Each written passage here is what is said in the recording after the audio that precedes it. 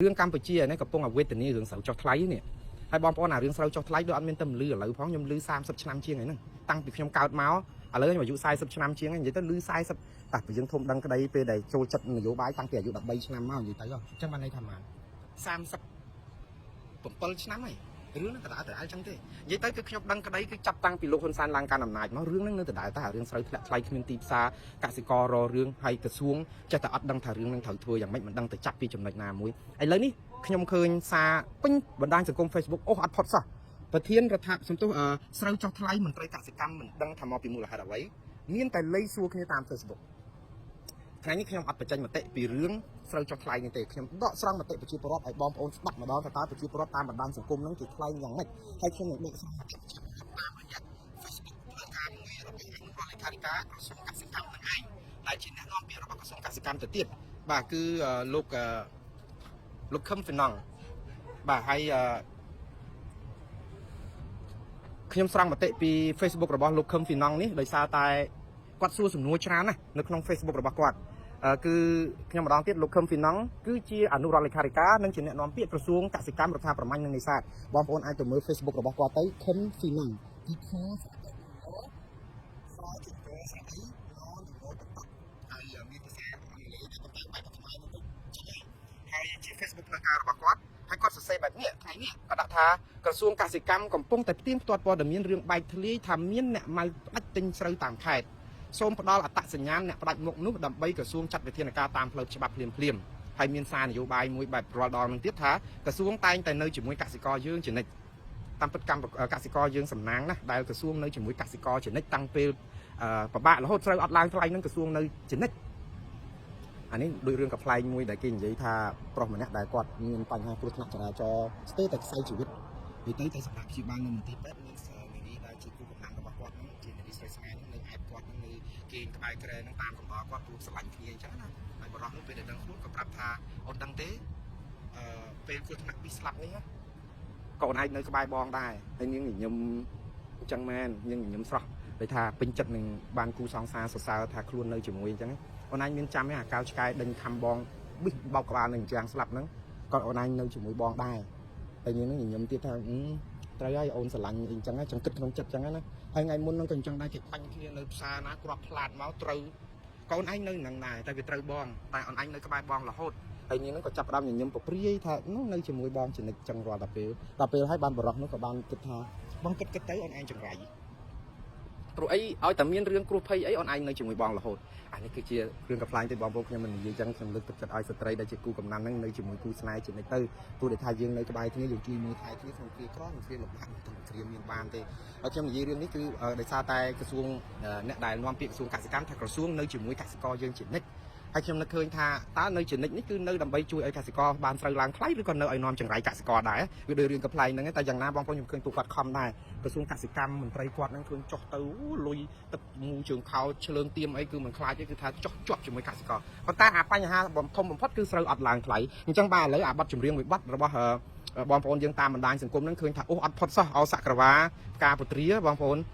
កសិករវេទនាស្រូវចុះថោកហ្នឹងឲ្យសក្រវាផ្កាកផ្លោកស្រូវចុះថោកវានៅតែថោកតាមពិតគាត់មានចម្រៀងព្រោះជាងនឹងឆ្ងាយណាស់ខ្ញុំអត់រំលងទេប៉ុន្តែពេលដែលស្ដាប់ទៅចង់ទៅសើចគាត់ថាមានកន្លែងខ្លះនោះគាត់រៀងចំអេចំអាស់អីបន្តិចដែ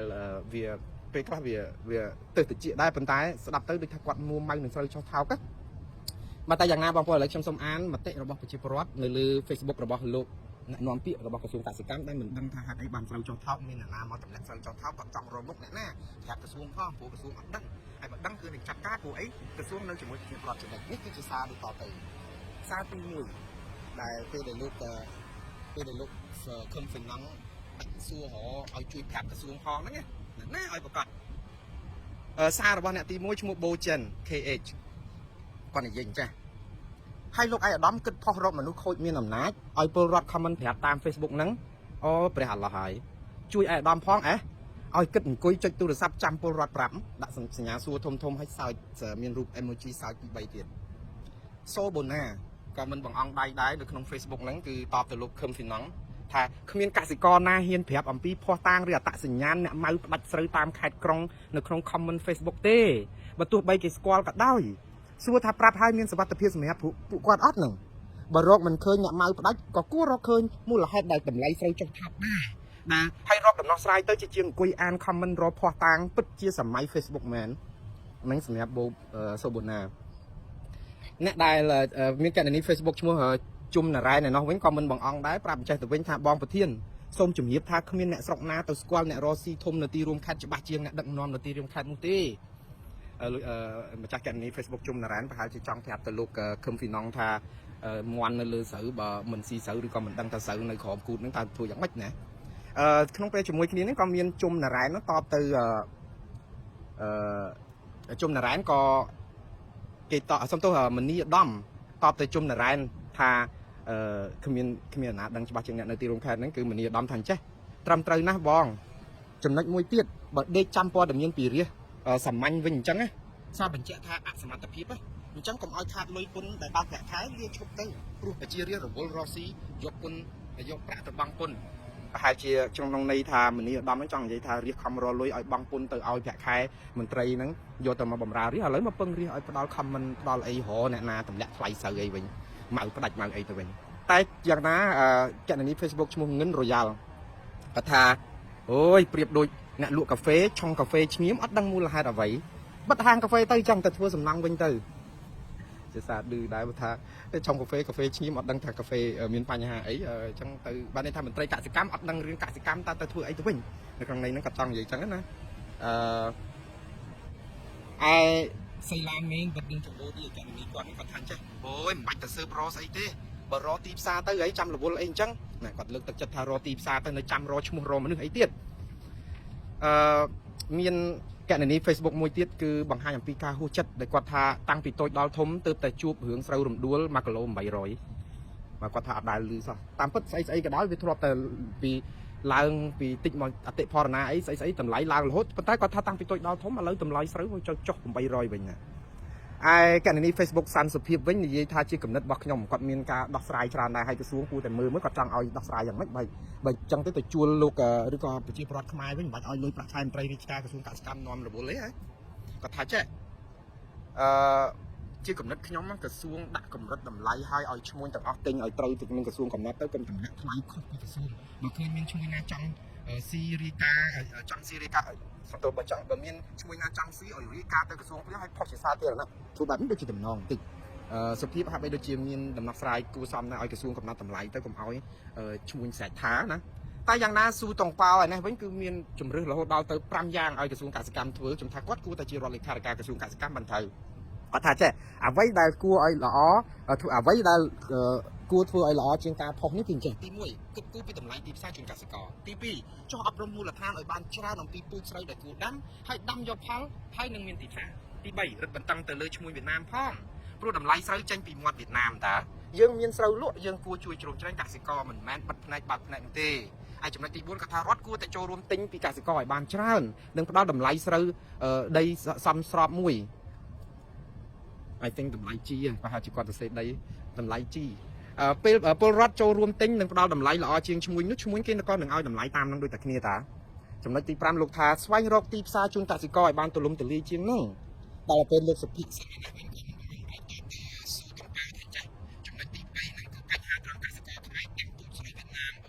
ហើយវៀតណាមមកទិញតែប្រភេទស្រូវនេះទេមិនទិញពូជស្រូវខ្មែរទេខ្ញុំធ្លាប់សួរអ្នកភូមិគាត់សុកស៊ូស្លាប់សំទោសខ្ញុំធ្លាប់សួរអ្នកភូមិគាត់សុកចិត្តស្លាប់រស់ជាមួយពូជស្រូវវៀតណាមនឹងហើយព្រោះវៀតណាមឲ្យខ្ចីបុលទាំងពូជទាំងជីទាំងថ្នាំទាំងប្រេងកន្លែងខ្លះលក់ទឹកឲ្យទៀតពេលប្រមូលផលលក់ខាតឲ្យចម្ពាក់ឆ្លងឆ្នាំទៀតបើរដ្ឋយើងធ្វើមិនបានដូចយួនទេបញ្ហាកើតមានរាល់តែឆ្នាំហ្នឹងនេះខ្ញុំមិននិយាយរឿងយួនយកចិត្តខ្មែរមិនខ្លះទៀតផងអញ្ចឹងលោកសង្ឃសុភ័ក្រដូចមានដំណោះស្រាយច្រើនជាងហ្នឹងដល់តែពេលបន្ទាប់មកទៀតពេលដែលនាំគ្នាលូចែកគ្នាឡើងវល់ពេញ Facebook មានឈ្មោះទិញស្រូវម្នាក់ដែលល្បីតាម Facebook គួរសមដែរខ្ញុំទៅមើល Facebook របស់គាត់ឈ្មោះថាបញ្ញាហុកគាត់ថាតោះឈ្មោះកដាលគ្នាយើងសម្រាប់ទិញស្រូវសិនណាឲ្យអាអ្នកព័ត៌មានវាទិញម្ដងខ្ញុំសុំទោសខ្ញុំប្រើពាក្យអសុរោះរឿងអាអ្នកព័ត៌មាននេះគឺដោយសារខ្ញុំចង់អានពាក្យរបស់ពេញរបស់បញ្ញាសុកនឹងខ្លួនឯងទេព្រោះគាត់ហាក់បីដូចជាទីពីចង់ទិញស្រូវពីប្រជាពលរដ្ឋហើយសាច់តែមានសារព័ត៌មានផ្សេងបញ្ហាស្រូវពីនេះគេមានសារព័ត៌មានទិញស្រូវឡើងខ្ញុំចង់ថាបញ្ញាសុខអាចនឹងប្រតិកម្មនឹងចូលបន្តិចដែរដឹងព្រោះអីអ្នកព័ត៌មានជួនកាលគាត់ប្រាប់ព័ត៌មានទៅរករឿងអីពួកគាត់ជាការបញ្ជឺគេហៅបញ្ជឺបញ្ចុះ តគួបោះបោកទេដំណោះស្រាយមិនមែនតែឲ្យអ្នកព័ត៌មានទិញស្រូវទេហើយយើងឈ្មោះកដាលឈប់ទិញស្រូវអីទៀតហ្នឹងចឹងយើងជាអ្នកក្លុកស្រូវអីចឹងហ៎បាទតែយ៉ាងណាបងប្អូនខ្ញុំនៅចាំថាអាបញ្ហាស្រូវចុះថោកកាលមុនមានលោកបណ្ឌិតយ៉ងសង្គមាដែលជាមន្ត្រីខាងមើលកិច្ចការកសិកម្មហ្នឹងពេលដែលកាលគាត់កាន់នៅគណៈបកនយោបាយគាត់អត់អាចធ្វើអីបានច្រើនគាត់បានប្រាជ្ញាថាចុះចូលជាមួយរដ្ឋាភិបាលដើម្បីទៅជួយដោះស្រាយបញ្ហាស្រូវកសិករអីហ្នឹងឥឡូវលោកយ៉ងសង្គមាមិនដឹងទៅណាបាត់ឲ្យឈឹងហើយស្រូវក៏នៅតែឡើងថ្លៃអត់បាននៅតែចុះចឹងទៅរហូតតែយ៉ាងណាខ្ញុំជឿថាអស់លោកប្រហែលជាខំប្រឹងដែរមិនអត់ទេឃើញប្រឹងណាទៅមើលគេហាក់ទំព័រ Facebook របស់ក្រសួងកសិកម្មហ្នឹងគឺថាចុះទៅវាស្រែរាល់ថ្ងៃហ្នឹងគាត់ថាវាស្រូវវាអត់ឡើងថ្លៃវាគាត់អត់រកអត់ឃើញ